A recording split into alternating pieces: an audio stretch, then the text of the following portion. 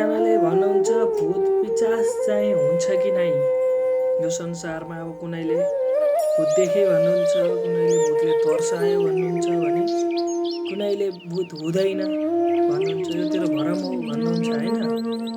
त्यसमा चाहिँ भूत पिचास हुन्छ कि नै साँच्चीकै हाम्रो सनातन धर्मले के भन्छ, क्रिस्चियन धर्मले के भन्छ, बौद्ध धर्मले के भन्छ जस्ता प्रश्नहरू सबैको मनमा आउँछ। अब कुनैले त आफूले देखेको भन्छ, भरम पर्छ, आफूले महसुस गर्छ, हो भन्छ उसले। नदेख्नेले त बताउँदैन नि त, विश्वास त गर्दैन। त्यसको लागि चाहिँ मैले भिडियो बनाएको छु। अब यहाँ चाहिँ के भनेको छ त सुन्नुहोस् है त। भूत पिचासको बारेमा सबैको धारणा फरक फरक हुन सक्छ होइन। कुनैले विश्वास गर्छ, कुनैले विश्वास गर्दैन। अब वैज्ञानिक प्रमाण आधारमा पनि यसको कुनै ठोस प्रमाण त छैन। तर अब हाम्रो सनातन धर्मले के भन्छ भने भूत पिचासको अस्तित्व चाहिँ पाप र पुण्यका कारणले प्रेत योनिमा जान सक्ने उल्लेख गरिएको छ। उसले गरेको पाप, उसले गरेको धर्म अनुसार चाहिँ प्रेत योनिमा जाने चाहिँ उल्लेख गरिएको छ। कतिपयले भ्रम वा कल्पना भन्नुहुन्छ भने सनातन धर्मले यसलाई मार्गदर्शनको रूपमा लिएको छ। मार्गदर्शनको रूपमा पाप गरियो भने मरेपछि पनि दुःख पाइन्छ, पुण्य गरियो भने मरेपछि नि सुख पाइन्छ भन्छ। कुनैले भन्छ अब जीवन बाँचुन्जेली मात्रै त सुख पाउने, मरेपछि त भ्याइयो, मरेपछि किन सुख चाहियो हामीलाई, बाँचुन्जेली पो सुख चाहिएको भन्छ।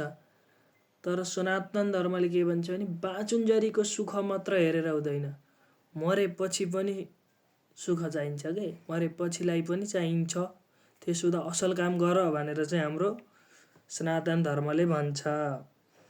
अनि त्यसो हुँदाखेरि यसले मानिसलाई असल कार्य गर्न र धर्म जीवन बिताउन प्रेरित गर्छ। मानिस वा अन्य जीव जन्तुहरूको निश्चित समय र काम दिएर यो पृथ्वीमा पठाइन्छ। सनातन धर्मले के भन्छ भने मानिसहरूलाई या अन्य जीवहरूलाई निश्चित समय दिएर पठाइन्छ अरे के। जन्मिनुभन्दा अघि त चाहिँ यति वर्ष बाँच्ने हो, तैँले चाहिँ यो काम गर्नुपर्छ है भनेर उहाँबाट हामीलाई निर्देशन दिएर पठाइन्छ। तर हामी आइन्छ यहाँ आएपछि जन्म लिने बेलामा चाहिँ गरेका बाचा सबै बिर्सिएर यो धरतीमा जन्मिन्छौँ। जन्मिसकेपछि चाहिँ मानिसले देख्छ, सपनाहरू देख्छ। ती सपनाका आधारमा पनि यस्तो कर्म तँलाई दिएको है भनेको हुन्छ भने आफूले आफ्नो दिमागले आफ्नो मस्तित्वले यो गर भनेर अराएको हुन्छ क्या हामीलाई। त्यो अनुसार चाहिँ हामीले कर्म गर्दै जानुपर्छ। र यदि हामीले कर्म गर्दा गर्दै आफूलाई जुन दिएको पठाइएको कर्म थियो त्यो नगरिकन मरियो यदि हामी, भन्छ नि तपाईँले अब कथाहरूमा नि सुन्नुभयो होला, अन्तिम इच्छा पुरा नहुँदाखेरि भड्किरहेको छ, उसको लास्ट त्यो उसको इच्छा के हो त्यो पुरा गरिदिए बापत बल्ल त्यो चाहिँ मुक्ति प्राप्त गर्छ, त्यसले भनिन्छ नि। त्यस्तै चाहिँ अन्तिम इच्छा भनेको चाहिँ उसलाई गर्न पठाइएको काम, के गर्न पठाइएको थियो त्यो काम नसकिकन ऊ मर्यो भने उसलाई या फेरि आफ्नो समय पुरा नभइकन ऊ चाहिँ परलोकमा जाँदैन क्या।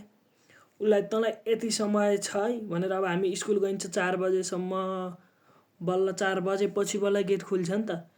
हामी चाहिँ 1 बजे चाहिँ भागेर जान्छु भनेर कलासाँड भागियो भने पनि त गेट त लगाएको हुन्छ।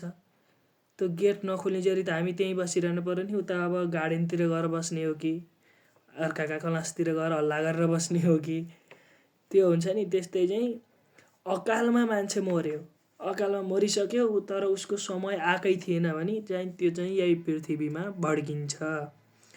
उसको आत्मा यही संसारमा चाहिँ डुलिरहेको हुन्छ। त्यसरी चाहिँ ऊ यहाँ डुलिरहेको हुँदाखेरि चाहिँ उसलाई चाहिँ भूत प्रेतको, अब मान्छेले देख्ने भन्दा महसुस गर्छ क्या। जुन अब हावा अहिले सुस्त चल्दाखेरि हामीलाई हावा छ जस्तो लाग्दैन नि। अहिले अब हामी यहाँ सास लिइरहेका छौँ तर हामीलाई हावा छ जस्तो लाग्दैन।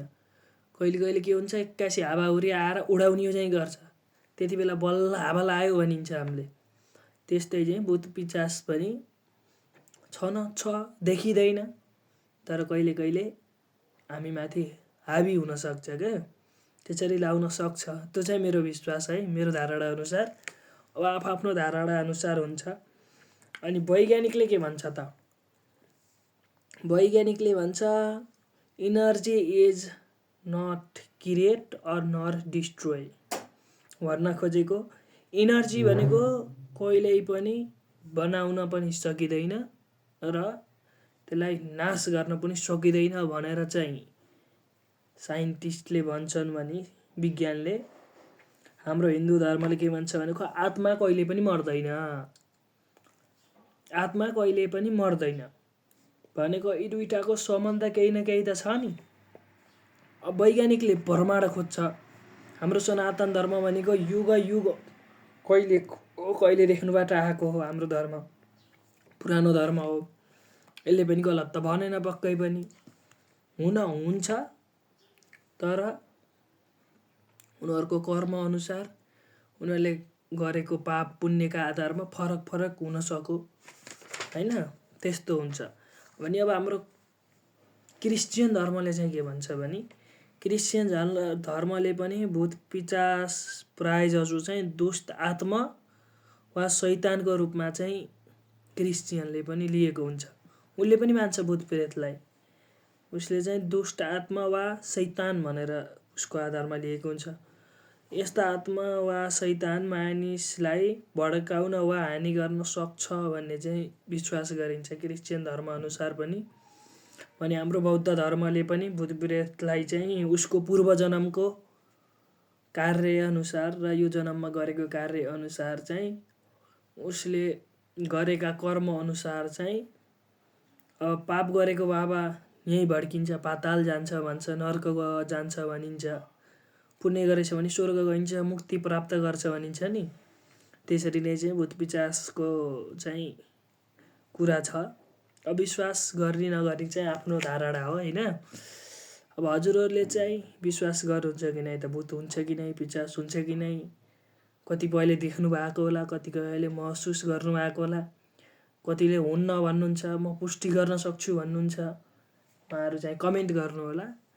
र म चाहिँ भूत पिशाच चाहिँ हुन्छ, त्यसको सम्भावना चाहिँ देखिन्छ। भूत पिशाच चाहिँ हुन्छ है भन्छु है म चाहिँ। अब त्यो चाहिँ आफ्नो कल्पना, आफ्नो भरम पनि हुन सक्यो, आफ्नो विश्वास पनि हुन सक्यो।